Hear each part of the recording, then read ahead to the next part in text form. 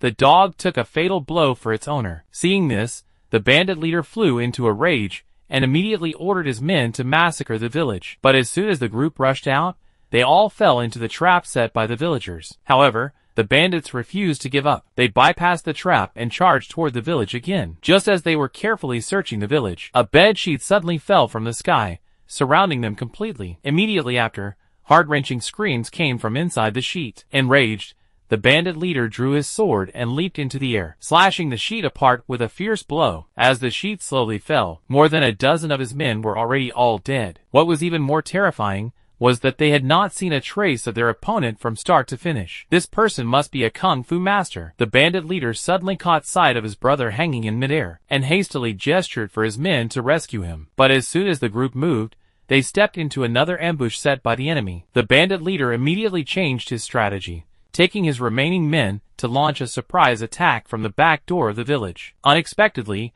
as soon as they reached the door, more than a dozen crossbow bolts suddenly shot out from the two large doors, shooting his men off their horses instantly. The bandit leader's eyes turned red with anger, and he immediately ordered to split open the door. But just as a crack was made in the door, a fireball suddenly rolled out from inside, and the bandit at the front was instantly burned into a ball of fire. Having suffered repeated setbacks, the bandit leader came up with another plan, commanding his men to climb up along both sides of the village wall. But halfway up, countless long knives suddenly stabbed out from the earthen wall, and many bandits were stabbed and fell off the wall on the spot. The remaining bandits were unwilling to give up. They hooked their grappling hooks onto the wall and forcibly climbed over into the village. But as soon as they landed, the villagers on the roof suddenly threw down a huge fishing net, trapping them tightly. Immediately after, the villagers, holding knives and forks, shouted and charged out from all directions, slashing fiercely at the bandits in the net. In just a few minutes, this ferocious gang of bandits was completely subdued by the farmers in the village. From then on,